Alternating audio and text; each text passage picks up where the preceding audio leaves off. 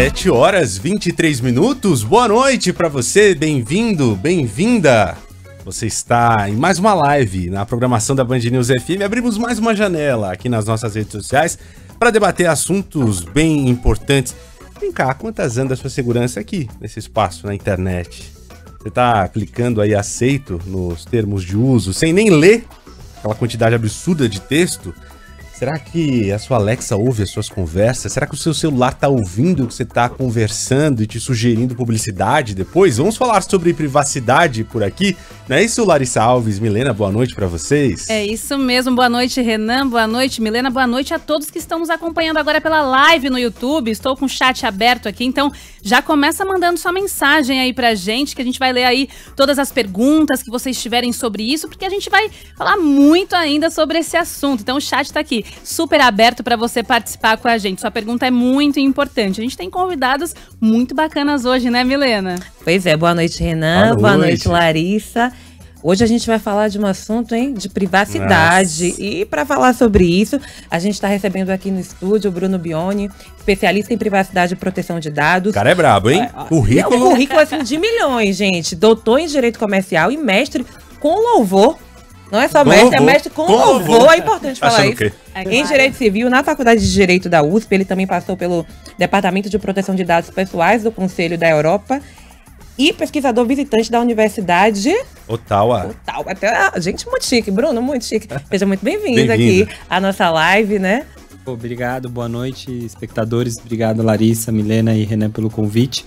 E a última coisa que eu acho que é interessante do currículo é que eu faço parte do Data Privacy Brasil, que é um espaço de intersecção entre uma escola e uma associação de pesquisa. Pois é, gente. É um currículo aí de milhões, como eu já falei aqui. E já, sabe quem é que vai estar com a gente? Vai estar com a gente à distância, mas vai estar aqui. É o Gabriel Pato. Já tá, ó. Já tá, aliás, olha o Gabriel. Olha ele. Oi, Gabriel. Que é especialista em segurança na internet. Ele é conhecido como hacker do bem, hacker ético, né? Ele também é youtuber. E olha, eu ia falar assim, pra quem tá acompanhando aí, ó, na nossa live, ele tá aqui atrás de mim. Com essa cadeira de... Ele tá aqui, ó. E com essa cadeira de gamer que eu adoro, gente. Quero comprar um, inclusive. Fundão azul, não, tá demais. Tá demais. É isso, então a gente tá esperando sua participação, porque vamos começar essa conversa. Eu vou começar aqui com o Bruno, que tá aqui do lado da gente, que acho que é justamente, a gente pode partir para essa questão, né? O que é a segurança no mundo digital? O que é a nossa privacidade? O que está exposto que a gente deveria estar com medo e que a gente não está com medo? Não medo, né? Mas assim, deveria estar esperto para essa questão na internet. O que dá pra gente já pegar logo de início é que hoje a nossa vida está mais digitalizada e, por assim dizer, mais datificada, né? Então você pegou o busão, tem um bilhete único que está fazendo integração, ele está eventualmente olhando para onde você está passando, e a gente carrega hoje nada mais nada menos do que a ferramenta mais potente de vigilância já criada, que é o nosso celular. Simplesmente ele acompanha a gente o tempo inteiro. Então, assim, virtualmente tudo pode ser rastreado, coletado sobre você. O que importa nesse detalhe como um todo? As oportunidades que você tem ou que você perde por conta dos dados que são coletados, tratados por você. Hoje, crédito, como que funciona? É o gerente do seu banco? Não, ele vai falar que é o sistema que está calculando com base nos dados do que você pagou, o que você não pagou. Né? O famoso score. O programa Bolsa Família ou algum outro que você queira, o FIES, como que funciona? Também a partir dos dados. Se você é elegível ou não. Então hoje, assim, o grande dilema não é que você tem algo a esconder, algo a não revelar. Você quer se revelar, você se projeta com seus dados. E você quer ter autonomia. Porque se você perder controle sobre seus dados, você não está governando a sua própria vida. E qual... Ou seja, super importante, né, gente? Muito, muito importante. Exatamente. E qual o tamanhão aí do risco que a gente poderia ter com esses tantos dados que a gente fornece? Desde uma simples fraude bancária, né, como acontece muito no dia a dia, ou de golpes Pix e outras coisas mais. E uma coisa que vai, uma hora aparecer, é a questão da biometria. Porque hoje muitas autenticações acontecem via biometria, mas você consegue trocar sua face, a sua digital? Não, então quando você começar a eventualmente experimentar vazamentos de dados biométricos, aí a gente vai atingir um outro nível, que é o que a gente chama quase como se fosse a ideia de um desastre informacional, muito na perspectiva ambiental, porque aconteceu da barragem estourar, você consegue voltar atrás? Não. Então, a gente provavelmente vai ver num cenário próximo esse dilema. Eu quero falar agora com o Gabriel Pato, porque eu quero entender. Gabriel, o que é ser um hacker do bem? Um hacker ético? Explica pra gente aqui, porque eu fiquei curiosa, quero entender. Já comecei a seguir. Vamos lá, com certeza. Vamos lá. Boa noite, Milena, Renan, Lari, o Bruno também, os convidados aí, pessoal assistindo no YouTube. Boa noite, todo mundo. Realmente, né? Sempre que eu me apresento, tem que vir com uma explicação depois, porque a gente tem essa ideia do hacker associada à figura do criminoso, é assim que a gente vê nas manchetes. Geralmente, se a gente ouviu na mídia o termo hacker, é porque teve vazamento, é porque teve uma empresa sendo tirada do ar, né? E quando na verdade não, quando na verdade o termo hacker não tem nenhuma associação direta ao fato de ser criminoso ou não. E basicamente é um profissional que tem uma visão mais fora da caixa, que vai tentar pegar aquele software que foi criado para fazer X e com a inteligência dele, com tudo que ele sabe de tecnologia e toda a sua criatividade, ele vai fazer esse software fazer Y, né? E sempre, claro, dentro do contexto da segurança da informação. Então, tentando achar fragilidades naquele software para que ele consiga quebrar a segurança, quebrar a política de segurança que foi elaborada junto na criação desse software e, de repente, conseguir acessar dados, enfim, achar onde pode ter um problema. Mas aí, de novo, voltando ao fato de que não tem associação com a figura do criminoso, é justamente porque o hacker é o profissional que tem essa capacidade de achar esses furos, mas ele está fazendo isso para o bem, ele está fazendo isso justamente para que as falhas sejam corrigidas pelos autores desse software. Olha aí, gente, que massa. Agora, me diz uma coisa, assim, que a gente estava até conversando isso, não foi, Renan? Antes. Mais cedo, e que eu vi, né, que você trabalha aí também vendo essas fragilidades, essas falhas nos sites. Essas redes, esses sites, estão dando muito mole com nossos dados? Como é que tá isso? Eles estão cuidando dos nossos dados? Isso é curioso, né? Eu escuto bastante essa pergunta porque cada vez mais a gente ouve falar de casos. Ah, fulano, a minha tia teve sua conta na rede social tal hackeada. E fulano teve isso aqui hackeado. Como é que eu recupero a conta? O hacker que tá lá toma... A gente ouve cada vez mais isso e o fato da gente ouvir mais causa a sensação de que a segurança está regredindo, digamos assim, quando não é verdade, né? O Bruno pontuou uma coisa muito legal que eu também falo bastante, concordo super, que é o fato da gente estar cada vez mais digitalizado faz toda a diferença. A ação hoje do cybercriminoso, ela tem um impacto muito maior do que teria anos atrás, porque a gente está mais dependente da tecnologia, a gente está mais digitalizado. E é por isso que a gente ouve mais esses casos, ou a gente sente mais essa dor, mas não significa que a gente esteja regredindo ou menos seguro hoje. E para explicar um pouquinho essa relação de se essas redes aí que a gente usa, então, não são seguras e por isso que tem vários casos de pessoas perdendo suas contas, é legal a gente pensar que a nossa interação com a tecnologia, a minha interação com a minha rede social é uma comunicação com dois lados, né? É o lado da rede social e é o meu lado como usuário. E a segurança dessa interação depende dessas duas figuras. Então, o criminoso, o cybercriminoso, quando ele quer agir em cima desse contexto, ele vai olhar esses dois lados e vai falar, peraí, qual que é o lado mais frágil aqui? É uma das maiores empresas de tecnologia do mundo que tem todo o investimento do planeta e as mentes mais brilhantes em segurança, ou é o usuário, muitas vezes leigo, que é um ser humano com sentimentos e que está mais propenso a cair em armadilhas.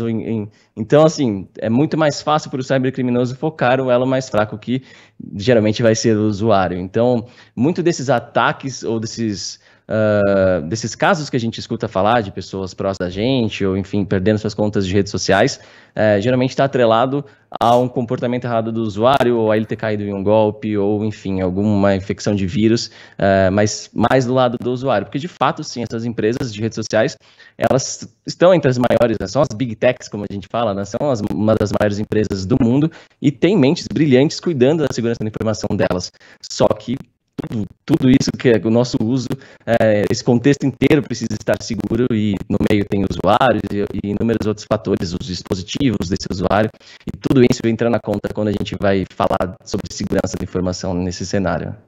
Eu queria perguntar fazer uma pergunta nesse sentido que você estava falando agora no final, Gabriel, dessa relação do roubo exatamente. Quando a gente pensa em hacker, quando a gente pensa em golpe, vazamento de dados, a gente está pensando em alguém super mal intencionado que vai num lugar que estava super bem protegido, escondido e pega aquelas informações.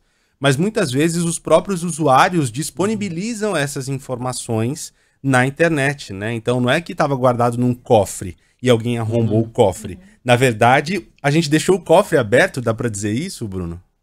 O que acontece muito é essa ideia de engenharia, né? Engenharia social. Muitas vezes, para, por exemplo, pegar um caso prático, você recebe um e-mail ou alguma comunicação no seu Zap. Se quem está fazendo essa comunicação sabe alguma coisa sobre você, você vai ter uma relação mais familiar ou mais inclinada, e aí você vai entregando dados, né? Tem até o aspecto geracional. Então, essa perspectiva de que muitas vezes que o Gabriel estava falando, o elo mais fraco não é só o usuário lá na ponta, mas também a partir de vazamentos de dados não tão importantes, não tão sensíveis, é que essa engenharia é possível. Muitas vezes esses golpes que acontecem no WhatsApp são a partir de dados cadastrais que se tem acesso. Não é a senha do seu banco que vazou, mas a partir de um e-mail mal intencionado que ele consegue fazer com que você responda, ou que você baixe aquele arquivo, se passando pelo gerente do seu banco, é ali que acontece. Então é bem por essa linha. Não é muitas vezes abrindo a chave ou o cofre por si, mas é justamente fazendo você abrir o cofre para esse agente mal intencionado que acontecem muitas vezes esses golpes. Então essa perspectiva mais de engenharia social do que necessariamente uma engenharia técnica que vai achar uma vulnerabilidadezinha e aí esse golpe vai acontecer. Perfeito. A gente tem aqui umas mensagens já chegando aqui no nosso chat. Inclusive, já tem gente elogiando aqui os nossos convidados. Olha só. Tem uma aqui falando, esse hacker eu confio mais que tudo, tem um amor platônico por você. Acho que é pra você, hein, Gabriel? Olha o coração ali, hein? Temos muitos elogios, live super pertinente, tema super pertinente, pessoal mandando aqui também. O coraçãozinho já foi pra você, viu, moça, aqui do... Pega esse coraçãozinho aí. Então, vamos lá, tem uma pergunta, assim, que tá falando, é a Adriana Roberta, ela é de Olinda, Pernambuco, e tá perguntando se as câmeras do notebook podem ser hackeadas, e a dos celulares também? Nossa, lembra o tanto de gente com fitinha adesiva na tela do gente, notebook? É aquela época que tinha webcam mesmo aqui em cima, né? Que tinha tipo um negocinho aqui bonitinho, né? A gente fechava. Eu coloquei no meu, porque eu sou pessoa da teoria da conspiração. Acho que todo mundo tá me vendo no meu ouvido. Eu sou aquelas pessoas. Aí na época eu coloquei. Vocês colocaram? Você usa até no umbigo, né, amiga? Um durex, você tem um... Fecha o umbigo, igual o Jade Picon. Exatamente. É melhor pegar por excesso do que deixar de fazer, né?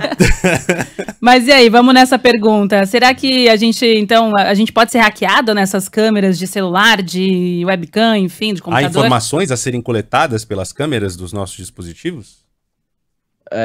Inclusive é legal até lembrar dessa história, porque o meu primeiro vídeo no YouTube, quando eu comecei a criar conteúdo sobre hacking, segurança da informação, foi justamente batendo nessa tecla, porque tinha sido uma época que tinha saído uma foto do Mark Zuckerberg e no fundo da foto dele estava o note dele com a câmera dele tapadinha ali, verdade, né? Verdade. Começaram a falar, nossa, o Mark Zuckerberg tapa sua câmera.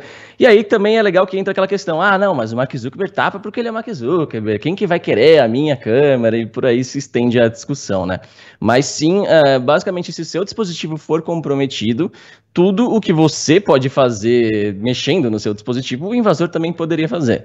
Então, se ele pode entrar se você pode ativar a sua câmera em um programa como algum mensageiro ou algo assim, nada impede o invasor que também está ali no seu dispositivo de fazer o mesmo e capturar suas imagens e por aí vai. É até interessante um ponto que, inclusive foi isso que eu alarmei no meu primeiro vídeo no YouTube, é que muita gente tem aquela câmera que tem um LEDzinho, né? Que quando ativa o vídeo, o LED liga junto. E aí muita gente fala, não, tô tranquilo, porque eu sei que se alguém entrar na minha câmera para me assistir, o LED vai acender. E quando, na verdade, o invasor também consegue desativar o LED enquanto te assiste na maior parte dos casos. Então, isso que é um ponto bem alarmante, né? A gente acha que necessariamente... essa imagem mesmo. Essa imagem lá. Foi muito legal, né? É a câmera E aí também dá pra ver outro ponto interessante, que é o fato do microfone, né? Porque às vezes a gente foca também muito na questão do vídeo e esquece que o microfone tá captando toda a conversa do ambiente e que aí é mais complicado ainda de tapar, né? A Alexa ou dispositivos de áudio estão ouvindo a gente? Será que tá ouvindo a gente agora? Essa é uma discussão e tanto. Claro que assim, eles dependem do uso da nuvem para processar os comandos, isso está nos termos dele, enfim, na forma como o dispositivo foi inventado, ele não tem processamento local, existem até concorrentes que se propõem a fazer isso, né, para fins de privacidade. Não, no concorrente X ele processa o áudio local para não ter que enviar para a nuvem. Porém, a ideia, né, eles pelo menos, a empresa se defende dizendo que o upload desses dados do seu comando só é feito quando ela está acesa, quando você chamou esse dispositivo. Eu acredito assim que, é claro, uma coisa é você acreditar na fala da empresa, que não necessariamente é algo que você de fato confia, mas para isso tem os hackers éticos, os pesquisadores por aí. Esse é o trabalho de muita gente, de pegar um dispositivo e falar, você está falando que é seguro? Então, peraí, manda para cá, né? E tentar analisar ali. E pelo menos até onde eu vi, eu não me lembro de ter visto nenhuma pesquisa que tenha indicado um upload de áudio não permitido nesses dispositivos, pelo menos até onde eu vi, assim, posso estar enganado, mas creio que de fato isso até porque seria muito feio para a imagem deles se isso fosse descoberto, né? E como tá ali o device na mão do usuário, um pesquisador poderia sim chegar nessa conclusão se tivesse algo por baixo dos panos ali. Então, pelo menos nesse device olha, eu tenho na minha casa, assim, então eu espero que Alexa, você está ouvindo? Que seja realmente isso. Então, esse é o medo também, né? Eu falo da Alexa também na minha casa, eu falo, gente, e aí, né? A gente tá falando, às vezes, alguma coisa sigilosa, enfim, tem gente que trabalha com coisas que não podem ser reveladas ali mesmo, o pessoal do mercado financeiro, né? Investigação, sei lá. Então, assim, tem que tomar cuidado com esse vazamento. Direcionar agora a pergunta pro Bruno Bioni, tem gente ouvindo, assim, por trás, até mesmo pra poder, sei lá, melhorar, fazer melhorias no software, enfim... Que é um pouco o que o Gabriel tava falando, né? Sempre vai existir essa possibilidade, não dá para você cravar que sim ou que não. O que é importante a gente considerar? Por exemplo, quando aconteceu os escândalos do Snowden, né? O Edward Snowden, né? Enfim, tem um filme dele no Netflix, etc. O que ele revelou? Ele revelou que no final tinha um acordo das grandes empresas de tecnologia com o governo norte-americano, aonde que esses espaços, essas plataformas, elas eram exploradas, vigiadas. Então, a gente já tem um caso histórico recente, de 2013, que mostra que isso já aconteceu. De lá para cá, o que evoluiu? As próprias empresas de tecnologia falaram assim, olha, eu vou criar uma tecnologia que eu mesmo não posso quebrar, que eu não vou quebrar o seu voto de confiança, que é a tal de criptografia ponta a ponta, que a chave do cofre está guardada no seu dispositivo, não numa nuvem ou num lugar em que essa empresa teria acesso. Tudo isso pela perspectiva de ser auditado, código livre, assim por diante. E a sua pergunta, Lari, mas e aí, tem grana envolvendo esses dados? Tem, principalmente quando a gente está olhando para a perspectiva de inteligência artificial. Hoje, quando a gente olha para as contratações, por exemplo, de tecnologia de reconhecimento facial, muitas vezes chega uma empresa chinesa, americana, seja lá o que for, e fala assim, olha, pode usar e eu não vou cobrar nada. Então, o que ela está ganhando com isso? Ela está ganhando porque o banco de dados dela está processando várias imagens, e aí, antes ela só conseguia treinar pessoas com características asiáticas. Hoje ela pode treinar com pessoas latino-americanas, brasileiros, europeias, assim por diante. E aí a tecnologia dela é o quê? Vendável para o mundo inteiro. Vai errar menos ou vai acertar mais, pode ser para um ponto positivo ou negativo. Então vale muito esses dados, porque eles ajudam agora no treinamento de máquina, né? Que é o que a gente chama, de ela reconhecer um rosto e falar, é um rosto de um ser humano, não de um cachorro. Enfim, aí a gente tem vários debates, inclusive, de como que essas tecnologias elas podem ser racistas, né? Onde que, justamente porque essas empresas são do norte global, ela não conseguia reconhecer o nosso rosto brasileiro ou com traços de africanidade, assim por diante. Então é também, no final, uma disputa sobre soberania dessas tecnologias e como que a gente quer construir o nosso entorno, né? Eu lembro de um episódio do metrô de São Paulo que quiseram colocar publicidade no metrô com uma câmera que monitorava as reações das pessoas assim que elas olhavam para essa publicidade. Então, a partir da reação das pessoas, iriam saber se as reações eram positivas ou negativas e conseguir tirar alguma métrica a partir disso. Isso não foi para frente. E é uma coisa do futuro, quando você pensa em uma coisa futurista, né? E os Jetsons é isso. Recentemente a gente acompanhou aqui na Band News FM o embarque agora na ponte aérea São Paulo, Rio de Janeiro, com biometria. Então é uma expansão da nossa oferta de dados para muito além do CPF que às vezes a gente tem que dar quando vai na farmácia, né? Isso é uma coisa que irrita muito, né? Por que eu tenho que dar meu CPF quando eu vou na farmácia? Quando eu vou no pet shop e levo meu cachorro pra tomar banho, tem que dar meu CPF, meu e-mail. Exato. Falando em irritação, uma coisa que me irrita muito, quero perguntar aqui pra vocês dois, pra Bruno e pro Gabriel. Quero comprar um sapato. Olhei o sapato na internet e no outro dia é um monte de anúncio de sapato, gente. E às vezes você compra o sapato e continua os anúncios. E continua o anúncio. E aí é muito doido, porque parece que tem alguém te vigiando o tempo todo e você fica com essa sensação. E gera esse incômodo depois, né? Porque você já comprou o sapato e a empresa tá ali anunciando de novo. Diante disso, Bruno, as empresas, se eu me sentir como consumidora incomodada com isso, eu posso fazer alguma coisa?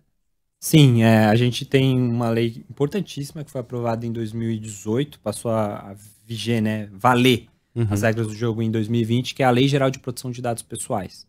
Então isso muda bastante essa perspectiva. Por exemplo, esse caso que o Renan falou do metrô, ele tem uma outra perspectiva a partir dessa lei, que é, olha, eu não posso entrar numa pesquisa de opinião forçada no metrô para ela saber se eu tô feliz ou triste quando eu olho para aquela publicidade que tá ali no LED. Não, eu tenho o direito de me opor isso, sobretudo porque eu não tenho opção, eu tenho que utilizar o transporte público, eu não posso pagar um Uber. Né? Tem até a perspectiva da privacidade e da proteção de dados pessoais se tornar um bem de luxo. A gente não quer isso. Por isso que essa lei ela foi aprovada, para a gente não ter essa desequilíbrio de poder e de forças. Então, essa lei ela vem para estabelecer as regras do jogo e ela procura também criar alguém para você bater na porta e reclamar, que é o que você me perguntou, que é a famosa Autoridade Nacional de Proteção de Dados Pessoais. Assim como você pode reclamar quando sua operadora não faz um bom serviço na Anatel, tem essa autoridade que você pode reclamar. Então, vocês aí, tá vendo? Quem comprou, quem não quer mais comprar, que tá lá em empresa, já sabe o que fazer. Já pode fazer alguma coisa. Mas há quantas anos essa aplicação da Lei Geral de Proteção de Dados? É interessante a gente falar sobre isso, porque fala-se muito da sigla, é um assunto importante do dia a dia, mas tem funcionado, as empresas têm sido acionadas, multadas, como é que tem funcionado? A gente tá numa primeira onda, que ela tem sido muito uma onda de conversa. Então, inclusive, a autoridade ela não tem nenhum caso de sanção, de multa. E só agora que ela regulamentou a famosa dosimetria da pena. Eu vou bater mais forte em você, eu vou bater mais fraco. A partir de agora, a gente espera que os primeiros casos venham a surgir. E tem uma coisa que é central, que está sendo discutida agora no Congresso Nacional, que é a conversão dessa autoridade numa autarquia. Significa ela ter um CNPJ próprio, para ela ter autonomia, não ser tão dependente do governo. Muito, entre aspas, aqui de forma didática. Isso é essencial, porque a partir desse momento você não tem não apenas aonde bater na porta, mas você ter confiança de que vai haver alguma atuação. Assim como hoje você pode ir no PROCON e ele vai atuar. De uma forma ou outra ele vai atuar, ele vai te receber, ele vai processar a sua reclamação. Então é essa a ideia. Hoje a gente então não tem apenas um arranjo legal, mas também um arranjo institucional para poder materializar os nossos direitos. Agora, vamos alinhar as expectativas, né? Não é do dia para a noite que você começa a fazer uma cultura de exercício de direitos, deveres. Pega o Código de Defesa do Consumidor. Demorou anos, né? Para as empresas começarem a cumprir, para o cidadão, para o consumidor saber que ele tem o direito de reclamar, o direito de cancelar uma conta, o direito de falar, olha, comprei online, quero devolver o produto. Então isso demora um tempo e esse processo de formação de cultura é um processo longo. Queria chamar de novo o Gabriel aqui para nossa conversa e perguntar, quando a gente fala sobre vulnerabilidade na internet, a gente está falando do que especificamente? Que riscos são esses exatamente que a gente corre? A gente estava conversando mais cedo sobre até aqueles testezinhos que a gente faz nas redes sociais, sabe? Quero ver como vai ser meu filho quando eu tiver um filho. Quero ver qual que, sei lá, enfim, são inúmeros testes. E todo mundo faz, gente. Eu quero saber se... Eu já fiz vários, entendeu? Eu tava falando, eu sou uma pessoa caótica, às vezes eu fico sem internet na rua. E eu boto meu documento, gente, eu boto no metrô, eu boto no shopping. No Wi-Fi, né? No Wi-Fi, vou pegar o Wi-Fi dos outros. E eu fico pensando, gente... Será que isso é seguro? Será que é seguro? Vamos fazer o quê com o meu dado? Hein, então, Gabriel, essa vulnerabilidade aí, como é que é? Então, vamos lá. Nesse excesso de dados é até interessante, porque o próprio escândalo da Cambridge Analytica, né, que foi usado até como... que foi começou justamente nesses appzinhos de teste de rede social, de teste de personalidade, saiba que super-herói seria você, e aí tem aquelas perguntas, coisa que a gente acharia que não diz nada sobre a gente. No fim das contas, começou assim a grande história da Cambridge Analytica, a empresa de inteligência por trás de parte das campanhas da eleição do Trump, que usou justamente isso para conseguir criar peças específicas de propaganda para determinados perfis de eleitor, e enfim, e trouxe realmente um sucesso incrível. E começou justamente pegando dados que nós aqui diríamos, não tem problema postar isso, porque isso não diz nada da gente. Então, a gente tinha muito... Eu acho até que a gente está diminuindo um pouco, de modo geral, esse compartilhamento excessivo, pelo menos dessas pequenas coisas da vida. Mas, de fato, quando você compartilha qual restaurante você come, ou a cidade onde você vai viajar no final do ano, a gente não pensa que a somatória desses pequenos sinais diz tanto da gente, né? Então, às vezes nem foi assim por diretamente um CPF ou um dado tão sensível que a gente postou numa rede Wi-Fi, mas pequenos dados que a gente dá na internet. É incrível como algoritmos hoje conseguem descrever tão bem sobre a gente só com essas pequenas pistas. Voltando até, se me permite, nessa questão da propaganda, de ficar vendo novamente, isso é muito interessante se debater, porque assim, a internet ela é o que é hoje graças à propaganda. Então, a grande sacada da internet, o que possibilitou grande parte do financiamento dos produtos online hoje é a propaganda. Como a gente tem o próprio YouTube, onde estamos aqui, ele está gratuito para os seus usuários por conta da propaganda, que na verdade está sendo paga com a visualização deles, né? Então a gente fica nesse debate. Até que ponto é interessante a gente manter a propaganda em troca do consumo do produto, e aí até que ponto a propaganda já está conseguindo obter dados demais, isso está sendo invasivo, né? Então, eu costumo falar assim, bom, se o produto tem que ter propaganda, esse é o business model dele, e eu concordei com isso para estar utilizando dele, eu prefiro ver uma propaganda que seja mais dentro do meu perfil, do que ver uma que não seja. Então eu prefiro, sei lá, ver sobre um celular que acabou de ser lançado, porque eu me interesso por tecnologia, do que ver um absorvente feminino. Assim, não faria nenhum sentido para mim. Então, determinados sinais pode ser que faça sentido. Só que, de novo, mais uma coisa, aquele sinal que parece não ser nada, mas que pode ser usado para o mal. Então, eu quero ter essa experiência melhor de uso naquele produto que eu estou usando, mas será que esse sinalzinho que eu estou dando não pode ser usado para o mal em todos os outros produtos pela internet? E aí a gente entra num debate que a gente tem tido na internet nos últimos anos. Todas as grandes big techs estão passando por isso. Eles queriam, inclusive, cortar totalmente os recursos que deixam você ser mais traqueado, mais monitorado da navegação. Só que ninguém conseguiu chegar no ponto perfeito. Porque se cortar totalmente, vai inviabilizar a grande parte dos business da internet que todos nós usamos hoje. E por outro lado, se você permite um sinalzinho ou outro, às vezes esse mero sinalzinho ou outro que você permitiu já é suficiente para fazer o que chama de fingerprinting, né, para analisar você, e por mais que você não diga seu nome, ele já saberia quem é você. Então é muito delicado. Hoje, por exemplo, só o fato de você acessar um site, e o site sabe o seu navegador, sabe o tamanho da sua tela, porque ele precisa saber para projetar o desenho do site certinho, sabe o horário que está no seu computador. Então tem uma série de características que seu navegador deixa o site saber, e com essa combinação de fatores já é suficiente para ligar você a um grupo muito limitado de pessoas e tentar te rastrear dessa forma. Isso é o que a gente chama de fingerprint, né? É você concluir um sinal da pessoa só com base nesses sinais menores e agrupar ela e passar a monitorar as visitas futuras dela ou ela navegando na internet. Então, olha como é delicado a coisa aqui, né? Por um lado, a gente sabe que a internet depende de publicidade e que às vezes a gente quer dar sinais. Por outro, cada pequeno sinal que a gente permite pode ser usado contra nós, contra a nossa privacidade. E então, assim, ninguém teve ainda a sacada genial, a grande resposta para essas questões tão complexas. Uhum. É interessante isso que você fala, porque você, por exemplo, apresentou a publicidade como uma coisa importante na internet, né? E aí eu queria direcionar para o Bruno, pegando esse gancho que você traz, Gabriel, que é 100% errado as empresas terem os nossos dados? Os dados são úteis em algum sentido? Uhum. Eu vi um vídeo muito bom seu na internet, acho que era um TED Talk seu, você falava de um cenário da ditadura dos dados, que é uma coisa meio distópica, né? Um futuro distópico. Até que ponto é importante a gente ter os dados e as empresas saberem, a gente viver nesse mundo de dados, e até que ponto não é tão legal? O dado, ele faz parte de qualquer negócio, não precisa ser online, digital, e também de qualquer governo, né? Então vamos dar um passo atrás, né?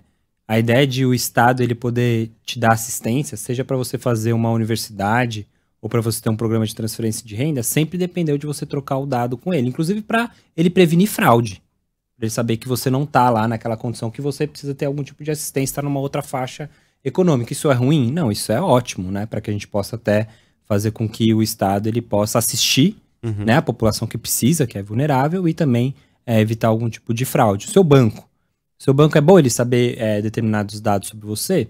Sim, por exemplo, para prevenir fraudes também. Né? Então, ele cruza a geolocalização, ele capta lá no seu celular e saber se a geolocalização está batendo aonde o seu cartão de crédito está passando. Isso é ruim? Não. Então, não tem um problema em si. O problema é quando você tem algum tipo de abuso. Né? Então, vamos pegar um outro exemplo onde que a gente pode olhar isso do ponto de vista bem concreto, né? O famoso CPF na farmácia. Por que dá um ódio disso. Chega a me dar uma coceira aqui, eu fico pensando. Pet, né? Por que alguns casos eles acabaram tendo investigações, inclusive pelo próprio Ministério Público, né? Porque qual que é a racionalidade? Bom, eu vou dar o CPF, vou entrar, sei lá, um programa de fidelidade, quanto mais eu compro, mais desconto eu vou ter. Mas será que no final do dia tá valendo a pena o desconto? Era essa a pergunta que o Ministério Público estava fazendo. Por quê? Se essas farmácias, elas passam eventualmente, não estou falando que isso é feito, tá? Mas isso fez parte da investigação. Passa isso para seu seguro-saúde ou para o seu plano de saúde. E aí, no ano seguinte, ele aumenta o valor que você tem que pagar para ele, porque você está comprando, sei lá, muito antidepressivo ou muita vitamina D, sei lá, ele faz a calculação. No final, o desconto tá valendo a pena? Esse é um tipo de uso que é abusivo. E aí isso não pode. Então, essa ideia vem para estabelecer as regras do jogo e para saber qual é o uso é lícito, é adequado e qual uso não é que está fora da curva. E aí, só pegando a última reflexão que o Gabriel fez, esse modelo de negócio que a internet trouxe, você não está pagando com o seu cartão de crédito, mas você está pagando com os seus dados. E isso é importante a gente ver em qual ponto da curva a gente está. Porque hoje a gente tem muito aquela lógica de modelos de negócio freemium e premium. Então, quem tem condições financeiras de passar o cartão de crédito, talvez ele tenha mais controle sobre os seus dados ou ele não vai ter que pagar com a sua privacidade. Olha isso, gente. Quem não tem condições disso, que vai utilizar um serviço mais freemium, ele vai estar pagando com os seus dados. Então, a gente está falando de uma coisa muito séria, que é a perspectiva, no final, esse direito ele vai ser um direito elitista, um artigo de luxo, e isso vai passar cada vez mais para como que você se relaciona com o Estado, até para como que você se relaciona com as corporações. Então, no final, a gente está falando de uma questão de igualdade. Tem aquela história de que quando um serviço é de graça, o dinheiro é você, né? Os seus dados, você que tá pagando por aquilo, né? Exato. Nada é de graça. A gente tá aqui com o nosso chat bombando, eu queria dizer Nossa, isso, tá tem muito legal. muitas perguntas chegando aqui. E uma delas tá falando sobre os cookies. Ele tá falando aqui, ó, o Edgardo Areta. Ele fala, os cookies rastreadores trocam nossas informações e a gente sai aceitando aí, acho que tem muita gente que é assim, né? Você entra sai aceitando o cookie e você... Eu aceito, gente. Mas no final das contas... Mas no final das contas, o que é isso que a gente tá aceitando? Explica pra gente um pouquinho. Bom, primeiro pra quem tá ouvindo a gente, cookie não é biscoito. Que tem na rede social, tem na internet, mas é outra coisa, né? Os biscoiteiros. Essa frase é muito boa. Assim, a explicação técnica, o Gabriel pode falar melhor do que eu, mas é um arquivo de texto que muitas vezes é colocado no dispositivo conectado, em que ele relembra quem você é. Então, quando você está visitando o site, sei lá, do e-commerce seu favorito, você vai depois no site da Band News, ou qualquer outro veículo ou site que você consome notícias. Tem muitas vezes aquilo que a gente chama de cookie de terceira parte. Então, é uma empresa que consegue instalar esses cookies em diversos lugares que você para o seu carro na internet. É por isso que a publicidade te persegue. Tá vendo? Porque Você tá fica te aceitando vendo, cookie? porque ele tá te vendo aonde você tá parando e nisso ele vai conseguir fazer o famoso profiling, perfilhamento. Ele sabe que você gosta, sei lá, de ver notícia do Palmeiras, não do Corinthians. Ele sabe que você gosta de ver notícias sobre política de um determinado candidato. E aí ele vai entregar essa publicidade lá na ponta para você. Então ele consegue ter o olhar sobre a sua vida, por assim dizer, digital. Esse é o famoso cookie. Aí, o que está acontecendo hoje, né? Muito nesse boom de compliance de acordo com a LGPD. Tá acontecendo muitas vezes um compliance para inglês ver. Porque no final, quando você clica, qual que é a sua opção? Aceito ou aceito, muitas vezes. Né? Ou você poderia ter a opção, por exemplo, que o Gabriel estava falando. Olha, tem determinados dados que tem que ser coletados para ele saber se você está fazendo uma conexão de um dispositivo móvel ou de um desktop. Para ele saber se o seu sistema é Android ou iOS da Apple. Por quê? Porque aí ele vai mostrar o site na melhor usabilidade. Esses dados têm que ser coletados. Mas, pô, eu tô de acordo em ele coletar dados para me direcionar à publicidade? Não sei. Poderia ter essa opção de escolher? Sim ou não? Deveria. Pô, ele tá coletando esses dados para mensurar o tráfego. Para saber se a audiência tá alta ou baixa. Pô, tô de acordo. Pô, eu consumo essa informação. Eu quero que melhore tudo isso, seja gerada análise, estatísticas, né? Que é o que eles chamam de cookies analytics. Então, hoje a gente está num passo assim, de inflexão, de evolução, que foi dado essa opção, uma opção muitas vezes meia boca, e que agora a gente espera que isso possa ser melhorado. Tem inclusive estudos empíricos muito bons, inclusive dizendo que muitas vezes a cor do cookie, que você aceita ou não aceita, muitas vezes ela é preto com azul petróleo, para a pessoa não ver. Então, a gente está nesse ponto de inflexão para agora o enforcement acontecer, ou seja, a fiscalização realmente acontecer e a gente evoluir. Quer complementar, Gabriel? Não, perfeito. Realmente, os cookies estão usados, como ele falou, os cookies de terceiros têm sido o grande problema. Tecnicamente falando, a gente cai naquela questão que eu falei, que às vezes envolver a questão técnica dentro dos cookies não é o suficiente, porque a gente ainda tem outros traços, outras formas de conseguir deduzir quem é esse visitante, por mais que ele esteja anônimo. Então, é uma questão muito ampla, muito complicada mesmo. E o que eu tenho de receio, até jogando aqui a questão para vocês, assim, um comentário mesmo superficial meu, enquanto usuário mesmo, é que aconteça mais ou menos como acontece com os instaladores de programa, que a gente cria um hábito de clicar num next sem nem pensar. A gente vai ficar vendo tanto essa janelinha de aceito ou não aceito os cookies quando entra nos sites, que eu acho que vai virar tão intuitivo a gente clicar e deixar rolar, porque, enfim, né, a gente sabe que precisa fazer isso, a gente nem quer pensar muito no assunto. Então eu tenho um receio que só essa parte não seja o suficiente mesmo, né? Tem pergunta aí do chat, né, Lari? Tem pergunta chegando aqui da Marcele. Ela tá perguntando pra você, Gabriel. Ela fala assim, queria que perguntassem pra ele sobre os apps. Tem muitas falhas e bugs. Podemos estar colocando em nosso celular uma ferramenta nociva que facilite aí hackers e invasores? Essa é uma pergunta legal. Assim, tudo que a gente usa hoje tem alguma vulnerabilidade. Então, se a gente realmente parar de consumir... Assim, você quer ficar 100% seguro, desliga seus dispositivos da energia elétrica e viva, assim, no meio da floresta. Basicamente isso. Leia um livro. Pois é, assim, nós da área de segurança, o nosso propósito de trabalho, nosso lema, na verdade, nosso mantra não existe o 100% seguro e nunca vai existir. Tudo tem alguma vulnerabilidade, então a gente precisa manter esse ciclo de evolução constante, que é o ciclo de alguém vai encontrar uma falha, essa falha precisa ser tratada, precisa ser corrigida, a gente vai lançar uma atualização e aí vai ter nova versão. Vai sair nova versão, alguém vai encontrar uma falha e assim vai sempre seguindo esse ciclo. Então, assim, o que eu costumo falar que como consumidor, a gente não deve necessariamente só ficar ofendido ou bravo porque o sistema operacional que eu uso hoje teve notícia lá de que teve vulnerabilidade.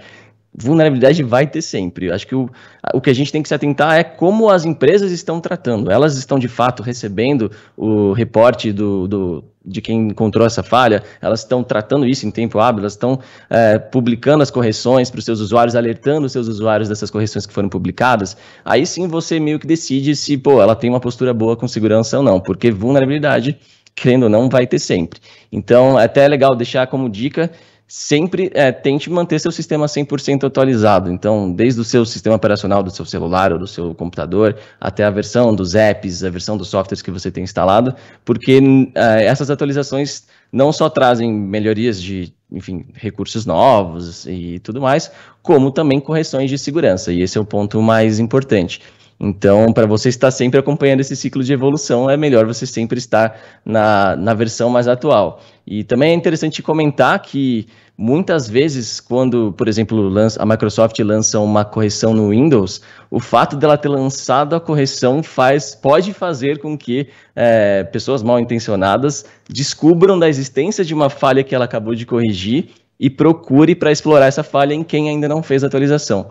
Então, é fundamental sempre manter os sistemas atualizados para que você tenha essas falhas, esses patches, né, de segurança, como a gente fala, essas correções sempre em dia aí com o que as empresas estão publicando.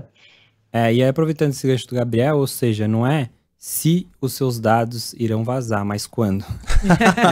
Obrigado, Bruno. Valeu, beleza. Gente. Mas eu tô falando isso porque é exatamente esse o contexto que a gente está vivendo. Assim, a gente precisa que essas corporações, inclusive governos, tenham posturas de transparência e de responsabilidade quando esses momentos aconteçam.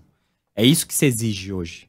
Então é que você seja comunicado, que você possa, às vezes, atualizar a sua senha, baixar essa correção de vulnerabilidade e assim por diante. Uma outra dica prática, que é muito legal de se pensar, é você fazer um detox. O detox do seu aparelho celular. Você não baixou um aplicativo um dia que você nem usa mais? Vai lá e exclui ele. Você não está utilizando mais, ele não precisa estar lá coletando os dados, assim por diante. Essa é a ideia de que você também tem que, de certa maneira, dar uma desintoxicada, não apenas no ambiente de carne, físico, mas também no ambiente online. Hoje, muitas vezes, quando você pega os celulares de qualquer pessoa, ela tem um monte de aplicativo e muita coisa que ela não usa. Você abriu o meu celular aqui. Meu celular também. Olha, essa live aqui tá sendo um serviço. Quando eu sair daqui, eu vou fazer uma limpa no meu celular. Uma lição de casa grande, né? Falando em rede social e aplicativo, assim, esses vários aplicativos, vou fazer uma pergunta, porque assim, tem uns aplicativos que eles se interconectam, né? Então, sei lá, no Instagram mesmo, tem aplicativo que você baixa pra você conseguir ver ali, ele se conecta com o seu Instagram pra você ver quem parou de te seguir, quem tá te seguindo, pra você fazer uma limpa também. Qual o perigo desse tipo de aplicativo, né? De repente de, sei lá, você perder sua conta, né? Que é o caso que o Gabriel mencionou da Cambridge Analytica. Só aconteceu isso porque esse aplicativo ou aplicação terceiro conseguiu achar uma determinada falha nessa rede social que você utilizava e a partir disso ele sabia não apenas quem era você, mas sabia também qual era a sua rede social e a partir disso ele fez profiling de muitas pessoas, de perfilhamento, né? Então existe esse risco e aí essa perspectiva de que hoje a coisa está melhorando, está ficando um pouco mais maduro, mas sim, existe esse risco e cada vez mais a gente está se autenticando, utilizando aplicações terceiras. Muitas vezes a gente não tem visibilidade, que você não está se relacionando não apenas com aquela aplicação, aquela rede social, mas também outras aplicações por trás rodando. Muita coisa, viu, gente? Pegando esse gancho rapidinho, sobre você falou assim, pra gente tomar cuidado e ver o que a gente tá fazendo ali, mas, sei lá, senhas com muitos caracteres. Aqui tem uma pergunta do chat, inclusive. O que eu posso fazer? Coisas práticas. A pessoa tá com medo aqui já, e ela tá falando, se eu colocar uma senha aí com vários caracteres, coloca caracteres especiais, coloca um monte, e aí? Pra não colocar a data do aniversário, gente. Que aí não vai dar, né? Pelo amor de Deus. Mas será que isso ajuda? Então, a pergunta é excelente porque isso mostra, assim, como que essas próprias corporações elas podem criar a ideia de uma arquitetura mais forte, mais robusta, mais resiliente. Quando você acessa um determinado site e outro, um determinado site não pede o seguinte, olha, essa senha tá ruim.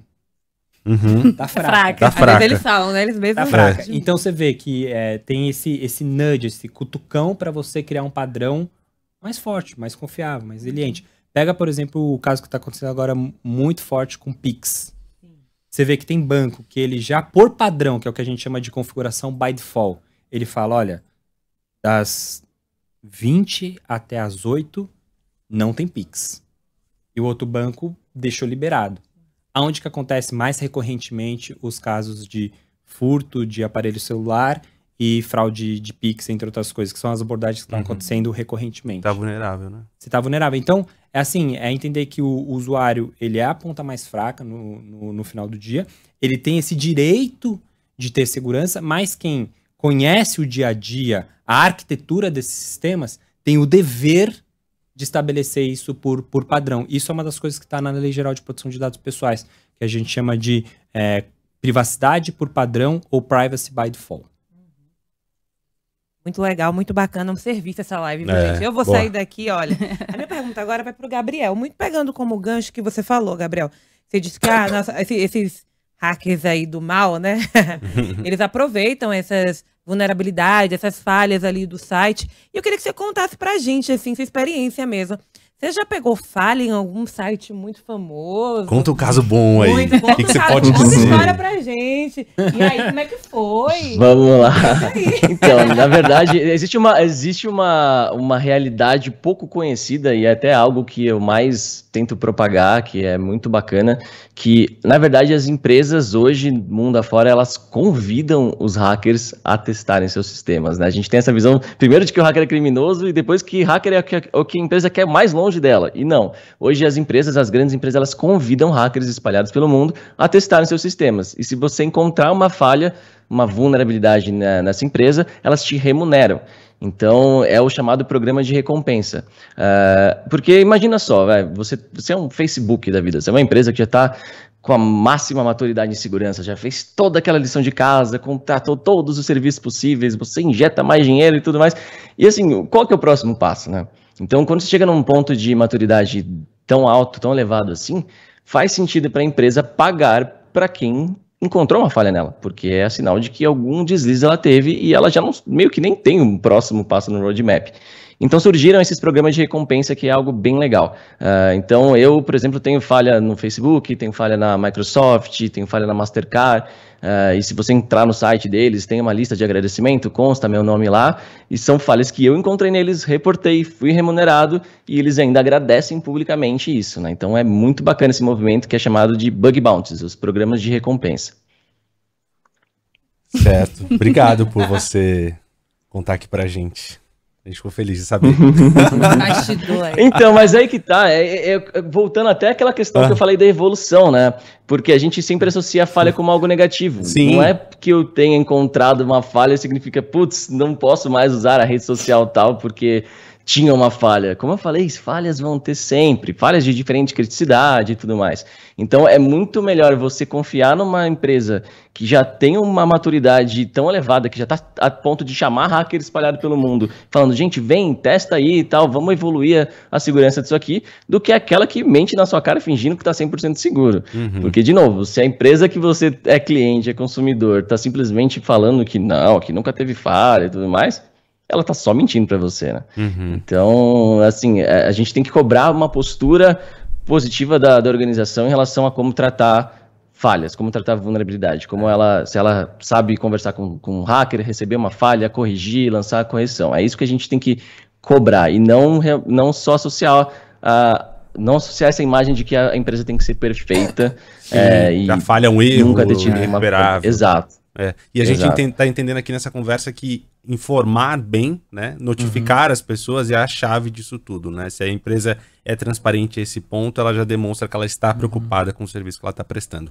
8h10, a gente tem mais 10 minutos de conversa, a gente tem que terminar 8h20 ali em cima. Boa, gente. E essa galera aqui, tá maravilhosa. Tá muito boa. E as pessoas estão mandando perguntas e quando a gente faz a pergunta, elas agradecem. Nossa, obrigado por esclarecer, sempre me preocupo com isso. É muito legal ver isso e eu já agradeço aqui o Bruno e o Gabriel, e eu queria direcionar uma pergunta aqui para vocês, e aí responde quem se sentir mais confortável, que é a respeito do armazenamento na nuvem de dados. Quando a gente fala de dados, já é uma coisa meio... Claro, dados, né? O nosso endereço, o nosso e-mail, o nosso CPF, mas tem outros tantos dados nossos que estão por aí. Quando a gente fala que tem coisas armazenadas na nuvem, fica mais difícil de entender. Onde é a nuvem, né? Nuvem o quê? Nuvem do céu? Como é que... Essa foi boa, Renan foi lá, ele chegou lá. Chegou lá, gente, eu amei, Renan. A pergunta do nosso ouvinte, da pessoa que está acompanhando esse serviço em nuvem é seguro? Dá para contar com ele? Quem quer? É um bom ponto, porque, de novo, a gente está confiando na organização que faz a manutenção desse serviço. A gente não tem como afirmar quais são os procedimentos que eles têm do lado de lá e tudo mais. Então, volta meio que naquela questão. É mais de ver os casos anteriores de incidentes, como eles trataram, se eles têm uma política boa com relação à vulnerabilidade e à segurança da informação. Porque, de fato, entra num território que pertence a eles, né? A gente está enviando nossos dados para lá, E o que eles fazem não é transparente pra gente de modo geral, assim, em quais servidores, em quais países eles estão replicando esses dados, como eles fazem o acesso ao físico, ao data center, onde tá o HD, que tal, a minha foto ali, a gente não sabe exatamente, né? Então, eu acho muito legal essa postura de transparência, tanto com incidentes quanto com procedimentos internos. Acho muito legal, por exemplo, o Facebook mesmo teve um caso de indisponibilidade, né? Os produtos do Face caíram alguns meses atrás, por inteiro, acho que ficaram 8 horas fora do ar, e eu acho muito legal que, por exemplo, no dia seguinte, os engenheiros postaram um baita post explicando todo o caos que aconteceu, do porquê cada incidente aconteceu internamente, que o servidor tal deu tal coisa, aconteceu isso, isso, aquilo, e eu acho isso muito legal, essa transparência, né? Então, assumir os erros e falar, gente, erramos, foi isso, mas a gente está fazendo X, Y, Z para que isso não aconteça de novo. Acho que é mais por aí mesmo. E isso tem uma implicação prática, porque uma comunicação transparente não só estabelece uma relação de confiança para com o usuário, com o consumidor, mas também para com o mercado. Né? O que você tem visto? Né? Quando tem incidente de segurança, a empresa é listada na Bolsa de Valores, o preço dela cai. E já tem estudos que mostram que quanto mais transparente, mais responsiva ela é, mais rápido é a recuperação do preço dela de mercado. Então, no final do dia, a gente está falando também de como que essas empresas, elas podem valer mais ou menos a partir desse comportamento mais ético, mais transparente, que é a famosa responsabilidade social corporativa também, enfim, tem ESG, entre outras coisas que a gente poderia falar. A gente tem mais uma pergunta aqui interessante aqui no nosso chat, é do Rafael Rodrigues. Ele está falando que mais que vulneráveis a golpes, permitir também que algoritmos tenham aí acesso aos nossos dados, nosso perfil. Então, eu queria ir mais para esse lado de algoritmo agora das redes sociais. Como eles funcionam, né? A pergunta de milhões agora. Como eles funcionam? Como que a gente consegue? Como que são entregues ali? É tipo isso, né? Como que são entregues ali os conteúdos? Porque o conteúdo de X pessoa com menos seguidor é entregue menos do que gente com mais seguidor? Como conseguir mais seguidores? Como funcionam esses algoritmos aí das redes sociais? Alô, galera do vamos TikTok, lá, gente. Agora vamos descobrir como aumentar os seus seguidores. A gente teria que ter uma outra live.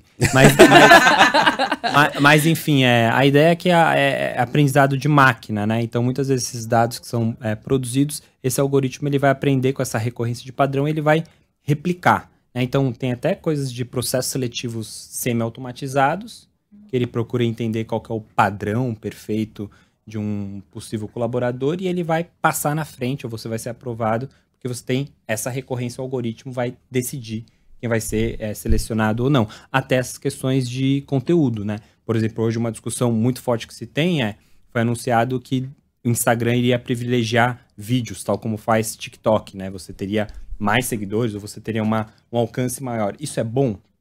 Não necessariamente. Foi o que alguns pesquisadores falaram. Olha, muitas vezes você tem que ter outros conteúdos, inclusive para combater desinformação, inclusive para combater fake news, entre outras coisas. E até a própria polarização que a gente está vivendo em sociedade hoje. Muitos estudos apontam aquilo que a gente fala de câmaras de eco ou filtro bolha. Porque o que você vê na sua rede social é aquilo que é espelho de quem você é. E a gente parou de ter contato com quem diverge da gente. Ouvir, escutar, tentar convencer. Então hoje a gente está vivendo nessa ideia de que esses dados e esses algoritmos eles estão cada vez mais decidindo não apenas se você vai ter acesso ao crédito ou não, mas a própria ideia de como que a sociedade se organiza. Por isso que até se fala no novo arranjo de um contrato social ou de uma democracia datificada ou hackeada, como fala o outro filme. Muito, muito interessante, né, isso é como você falou, Bruno, papo para uma outra live, né? Acho que a gente vai ter que falar mais disso, hein, de algoritmo, porque olha, a gente tem muito o que dizer, né? Tem muito o que dizer. E o tempo passa muito rápido. Eu queria já começar agradecendo, gente. A gente leu o máximo de perguntas que a gente conseguiu aqui do nosso chat, mas tem muita gente ainda mandando mensagem. Marcele, Zinide, Tio Illuminati, Márcio Oliveira. Até o Tio Illuminati veio. Vou falar alguns nomes. Magna Mello, Edgardo Areta, também a gente já leu aqui. Jackson ou Jackson de Tony, Edilmas. Gente, muita gente participando aqui. Muito obrigada, viu, pelas suas participações, pelas suas perguntas. Esperamos que vocês tenham sido contemplados aí com essas respostas desses queridíssimos convidados nossos de hoje. Bruno Bione Agradeço muito a presença aqui no estúdio. Gabriel Pato, agradeço muito a presença à distância, mas se fez presente aqui nesse nosso estúdio com a gente. Respondeu todas as nossas perguntas. Tá aqui do ladinho. Tá do ladinho. Gente. Tirar depois uma selfie. Valeu, aqui, gente. assim, Foi um ó. prazer. Muito legal bater esse Nosso papo com hacker vocês. ético, nosso hacker do bem, tá, gente?